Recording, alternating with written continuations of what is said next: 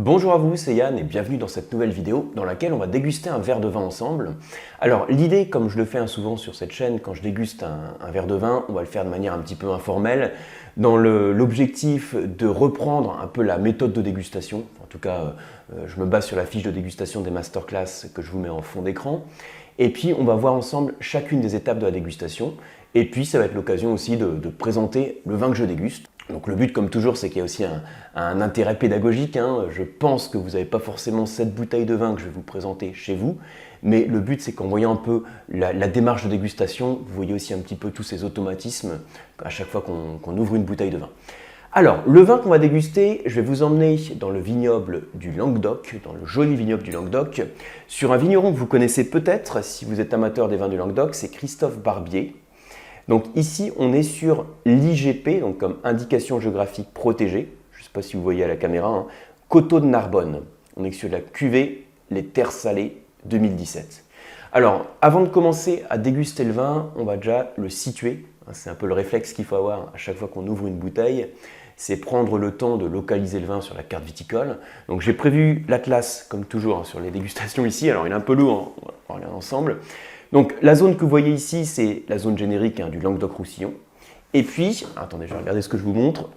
Et voilà, ici on voit la ville de Narbonne. Et donc entre Narbonne et la Méditerranée, sur cette zone, on a une zone qui est maintenant en appellation d'origine contrôlée, qui est maintenant une AOC, qui s'appelle la CLAP.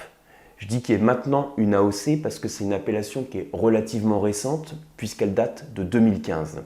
Alors, on va zoomer un petit peu parce que dans cet atlas, j'ai une carte, on voit un petit peu plus près, ce sera un peu plus précis.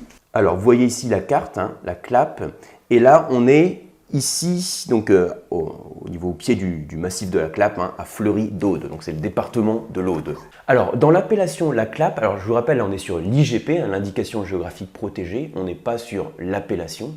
Donc, juste pour vous présenter l'appellation, on y fait donc en grande majorité des vins rouges. Quand je dis en grande majorité, c'est à 80%. Qui sont avec l'assemblage GSM, comme Grenache, Syrah, Mourvèdre. Dans cet assemblage, comme à chaque fois qu'on a un vin qui est composé de plusieurs cépages, chaque cépage a un rôle à jouer. Le Grenache est là pour la rondeur, pour l'alcool, pour l'onctuosité.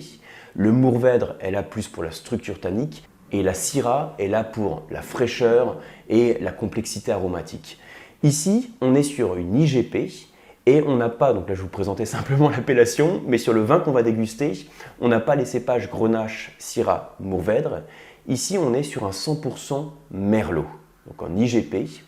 On est sur une zone avec des vignes sans porte-greffe. J'avais fait sur cette chaîne une leçon spécifique autour du phylloxéra, dont j'avais parlé à cette occasion des vignes franches de pied. Donc voilà, un Merlot qui a priori sous ce climat méditerranéen, dans cette zone en termes d'ensoleillement, on peut arriver à des 2800-3000 heures de soleil par an, donc ça permet d'avoir des belles maturités au niveau des cépages.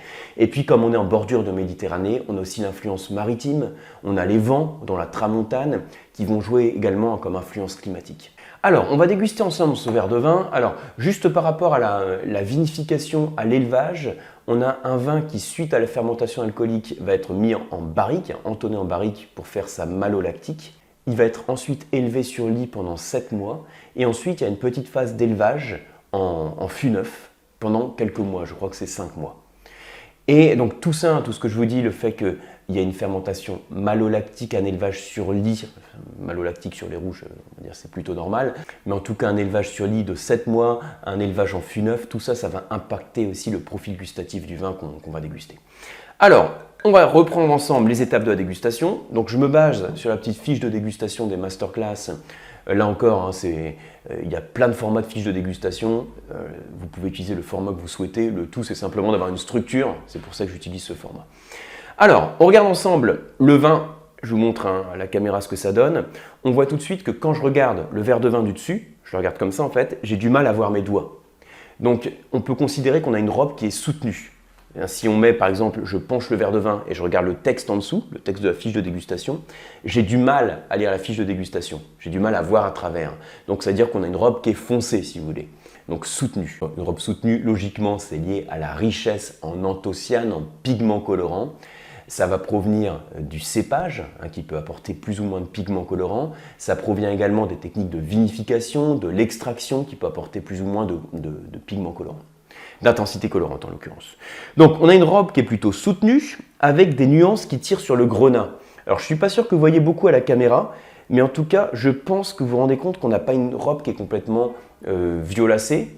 Je pense que même à la caméra, ça se voit à peu près. Donc si elle n'est pas complètement violacée, quand on parle d'une robe violacée, on fait référence à une robe qui est dans sa prime jeunesse, on va dire. Là, on a déjà quelques nuances d'oxydation qui apparaissent. On a une robe qui commence à être évoluée. On a d'abord le pourpre, on va dire violacé, pourpre, cerise, rubis, grenat. Donc là, on perçoit déjà une robe qui tire sur les nuances grenat. Alors, au nez, le principe, c'est qu'on commence à le sentir une première fois.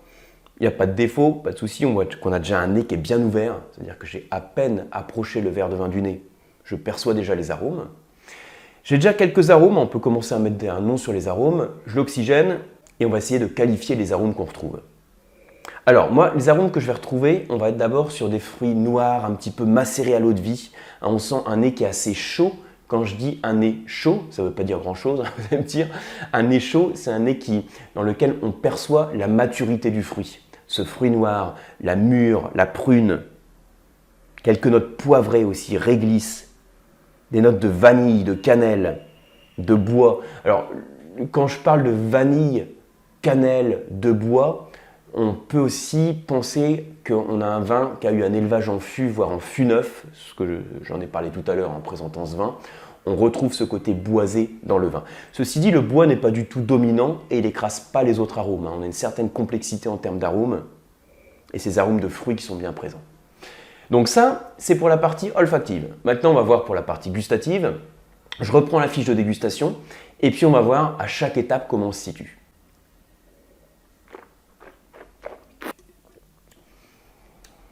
Et là, avant même de regarder la fiche de dégustation pour regarder en détail chaque sous-étape, je vous invite à avoir les sensations qu'on a en bouche. Alors quand je dis je vous invite, a priori vous n'êtes pas en train de déguster un vin, ou en tout cas pas celui-là. Mais voilà, c'est un peu dans les réflexes à avoir. C'est aussi de se concentrer sur ce qu'on perçoit en bouche quand on n'a plus de vin en bouche. Ces sensations qui restent, pour moi, j'ai d'abord une sensation qui chauffe la bouche, de rondeur, d'onctuosité. Et puis des tanins qui sont présents pendant 4-5 secondes. Et au bout d'un moment, j'ai la salivation qui revient et qui rince ces tanins. Donc je vois que j'ai un vin qui a un certain gras et une belle structure tannique. Indépendamment des sous-étapes de la fiche de dégustation, vous savez que j'aime bien partir de ces trois axes, tanin, acide, onctueux, les trois axes qui permettent d'analyser le profil gustatif d'un vin rouge. Et pour ces trois axes, de voir comment le vin se situe. Et ça, on peut le faire avant même de se jeter sur la fiche et puis de cocher les cases pour voir comment analyser le vin. Donc là, simplement, belle structure tannique. L'acidité, ce n'est pas du tout ce qui domine. Par contre, l'onctuosité est bien présente. On a du gras, de la rondeur, ça confirme aussi ce qu'on avait au nez. Une belle structure tannique, des tanins qui ont besoin encore de s'arrondir. On perçoit déjà que c'est un vin qui a une certaine garde, de par la complexité aromatique, de par la structure tannique. Ça, c'est un vin qui peut tenir en cave encore 7 ans, 8 ans, peut-être 10 ans en fonction de la qualité de votre cave aussi. Alors, si maintenant je prends la petite fiche de dégustation et moi je dis les termes sur ce que je retrouve, je dirais en termes de sucre, c'est sec, l'alcool est plutôt capiteux, c'est-à-dire que l'alcool est bien présent. Là encore, c'est une terminologie qu'il y a sur cette fiche de dégustation. Ce n'est pas forcément la même terminologie que vous allez utiliser si vous avez un autre format de fiche. Mais c'est pas grave, l'idée c'est de voir comment on se situe sur chaque axe. Donc alcool capiteux, l'acidité c'est plutôt frais, les tanins sont charpentés. Et en arôme de bouche, je vais surtout retrouver les notes épicées, beaucoup plus qu'au nez en fait. Notes épicées, quelques notes boisées aussi apportées par l'élevage en fût de chêne, et puis ces notes de fruits noirs qui vont persister 8 à 10 secondes en bouche. Donc j'ai une belle longueur en bouche, j'ai un vin qui a une certaine longueur en bouche. La structure tannique s'équilibre avec l'alcool, on a une belle intensité, on a une certaine complexité. Là, c'est un vin que je qualifierais de fameux en termes de qualité, avec un certain potentiel de garde, comme je le dis. Alors ça, par rapport au corps, c'est un vin que je qualifierais de puissant. Alors le corps, en fait, c'est l'impression, c'est la force du vin. Alors, force, c'est pas forcément un terme qui est très adapté, mais vous voyez l'idée. C'est un peu cette impression de volume en bouche qui est laissée par le vin et qui est apportée par l'alcool et les tanins mûrs. Donc voilà, un vin qui est bien fait, avec une belle structure, un beau caractère, un joli potentiel de garde. Ça, alors après, c'est pas un vin d'apéro, c'est pas le petit vin à prendre en apéro avec un peu de charcute. C'est plus un vin de gastronomie pour accompagner un repas qu'un vin d'apéro. Donc voilà pour cette petite dégustation rapide pour vous présenter ce vin. Christophe Barbier, cuvée Les Terres Salées.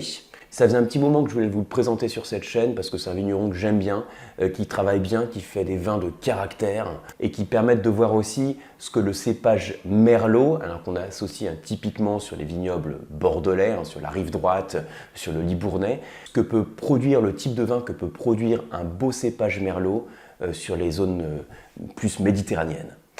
Voilà, j'espère que cette vidéo vous a plu. Si c'est le cas, merci de la liker, merci de la partager. Pour ma part, je vous retrouve sur une prochaine vidéo, sur un prochain mail, et puis sur les formations sur le site lecoam.eu et sur les masterclass de dégustation. Merci et à bientôt.